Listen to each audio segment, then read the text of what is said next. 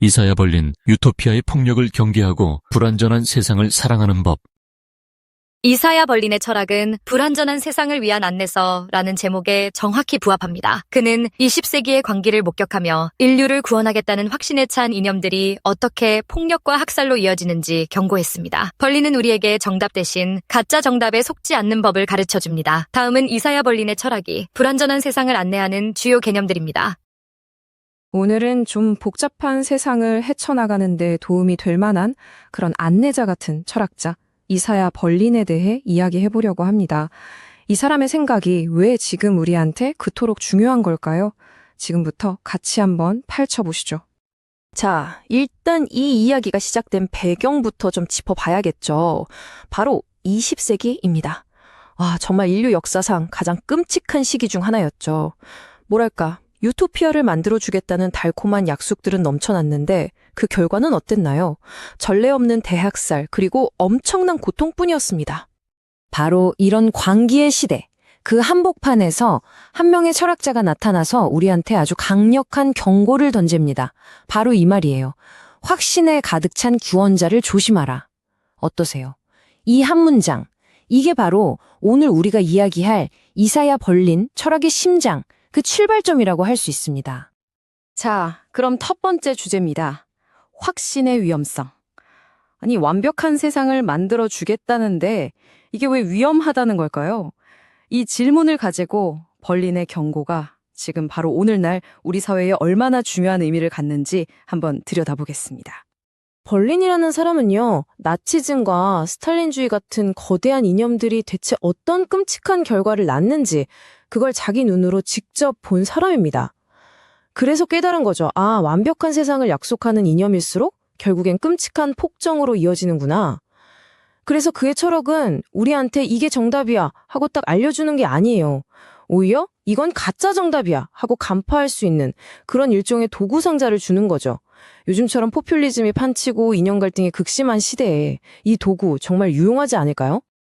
자, 그럼 이제 이사야 벌린 하면 딱 떠오르는 그의 가장 유명한 아이디어로 한번 들어가 보겠습니다. 우리가 흔히 쓰는 자유라는 단어 있잖아요.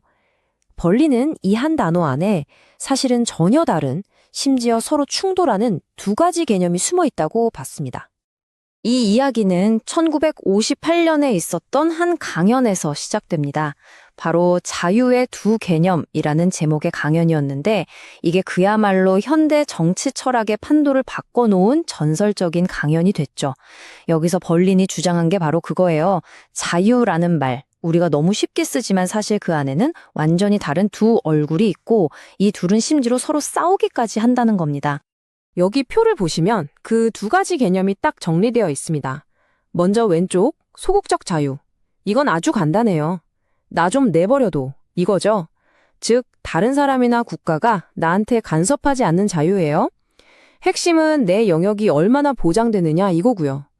반면에 오른쪽, 적극적 자유는 좀 다릅니다. 이건 내 삶의 주인은 바로 나라는 개념이에요. 내가 내 삶을 스스로 통제하고 지배하려는 자유죠. 그래서 여기서 중요한 질문은 도대체 누가 내 삶을 컨트롤하고 있는가가 되는 겁니다. 느낌이 확 다르죠? 하나는 외부의 방해물이 없는 기회에, 다른 하나는 내 안에 잠재력을 실현하는 자기 실현에 초점을 맞추고 있어요. 사실 이렇게만 들으면 적극적 자유가 훨씬 더 고귀하고 매력적으로 들리지 않으세요? 생각해보세요. 예를 들어 어떤 중독에 빠진 사람이 그 충동을 이겨내고 더 이성적이고 건강한 진짜 나를 찾으려고 노력하는 모습, 정말 멋지잖아요. 이게 바로 적극적 자유가 추구하는 이상적인 모습입니다. 내 안에 좀 더 저급한 욕망 같은 걸 극복하고 더 높은 차원의 나를 실현하려는 그런 열망인 거죠. 그런데 말이죠. 바로 이 지점에서 벌린의 진짜 섬뜩한 통찰이 시작됩니다. 아니, 이렇게나 좋아 보이는 적극적 자유라는 개념이 어떻게 끔찍한 억압과 폭정을 정당화하는 괴물로 변해버릴 수 있는 걸까요? 그 위험한 경로를 한번 같이 따라가 보시죠. 벌린이 말하는 이 폭정으로 가는 미끄럼틀은 딱 세 단계로 이루어져 있습니다. 자, 첫 번째, 사람을 둘로 쪼갭니다. 하나는 고상하고 이성적인 진짜 나, 다른 하나는 저급하고 충동적인 가짜 나. 두 번째 단계, 갑자기 국가나 어떤 지도자 같은 외부 권력이 쓱 나타나서 이렇게 말하는 거예요. 이봐, 네가 진짜로 원하는 게 뭔지.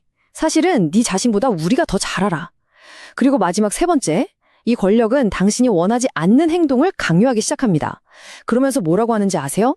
이게 바로 너의 진정한 자아를 해방시켜주는 거라고 말이죠. 결국 어떤 결론에 이르게 되냐면요. 너를 강제로 억압하는 게 바로 너를 자유롭게 해주는 거야 라는 정말 말도 안 되는 끔찍한 모순에 빠지게 되는 겁니다. 로베스피에르나 스탈린 같은 역사 속 독재자들이 자신들의 폭력을 정당화하기 위해 써먹었던 논리가 바로 이거였습니다. 그렇다면 벌린의 생각, 그 가장 깊은 곳에는 대체 어떤 철학이 자리 잡고 있는 걸까요? 자, 이제부터는 이 세상이 하나의 정답을 가진 퍼즐 조각이 아니라는 그의 아주 근본적인 세계관으로 들어가 보겠습니다. 벌인 철학의 핵심 키워드를 딱 하나만 꼽으라면 바로 이 가치다원주의입니다. 이게 무슨 말이냐면요. 세상에는 우리가 소중하게 여기는 진짜 좋은 가치들이 아주 많이 있는데 문제는 이 좋은 가치들이 서로 완벽하게 조화를 이룰 수가 없다는 거예요. 근본적으로 충돌한다는 거죠. 이건 역사적으로 서양 철학을 지배해왔던 모든 좋은 것들은 결국 하나로 통한다고 믿었던 이론론이라는 생각에 정면으로 반기를 드는 겁니다. 바로 이 부분이 정말 중요합니다. 벌린이 보기에 이 세상은 모든 게 아름답게 어우러지는 하모니가 아니에요. 오히려 그 반대죠. 자유, 평등, 정의, 자비 이런 소중한 가치들이 있잖아요. 다 좋은 건데 얘네들이 서로 완벽하게 화해할 수 없어서 끊임없이 부딪히고 충돌하는 어찌 보면 좀 비극적인 무대에 가깝다는 겁니다. 아마 들어보신 분도 있을 텐데 이 늑대와 양의 비유가 이걸 아주 잘 보여줍니다. 자, 생각해보세요. 늑대에게 무한한 자유를 줍니다. 그럼 어떻게 될까요?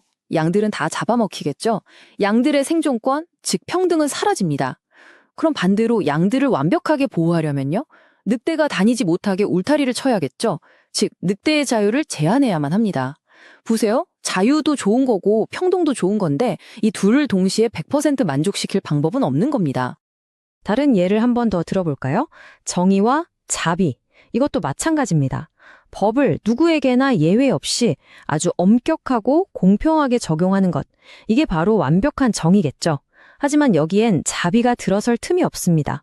반대로 모든 사람에게 무한한 자비를 베푼다고 생각해보세요. 그럼 법이라는 정의의 시스템 자체가 무너지겠죠. 결국 우리는 이 좋은 가치들 사이에서 끊임없이 어느 한쪽을 선택하고 다른 한쪽을 일부 포기해야 하는 상황에 놓인다는 겁니다. 그래서 벌린에게 타협이라는 건요, 결코 실패나 줏대 없는 행동이 아닙니다. 오히려 그 반대예요. 이 세상이 원래 이렇게 서로 다른 좋은 가치들이 충돌할 수밖에 없다는 현실을 어른스럽게 인정하고 그 속에서 어떻게든 위태로운 균형점을 찾아가려는 노력. 이야말로 문명사회가 해야 할 가장 숭고하고도 중요한 일이라는 거죠. 자, 이제 마지막 섹션입니다. 벌린이 세상을 이해하는 두 가지의 전혀 다른 방식을 설명하기 위해 사용했던 아주 재밌고 유명한 비유가 하나 있거든요.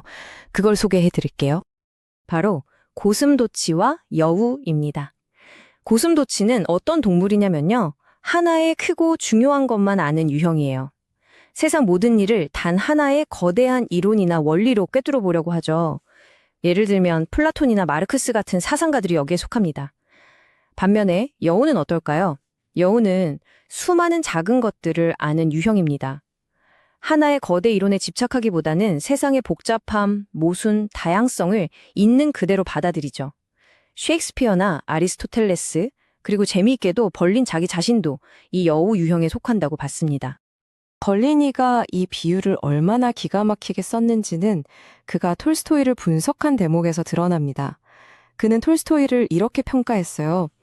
천성은 여우였지만 스스로를 고슴도치라고 믿고 싶어 했던 비극적인 인물이라고요.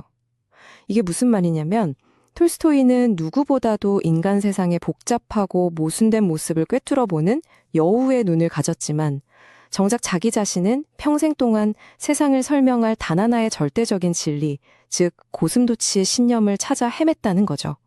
그 간극 때문에 평생을 고뇌했다는 겁니다. 정말 멋진 분석이죠?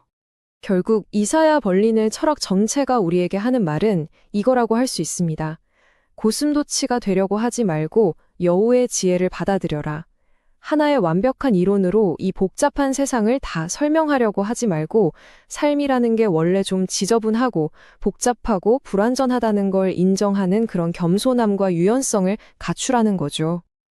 자, 이제 전체 내용을 한번 정리해 보겠습니다. 벌리는 우리한테 달콤한 유토피아를 약속하지 않아요.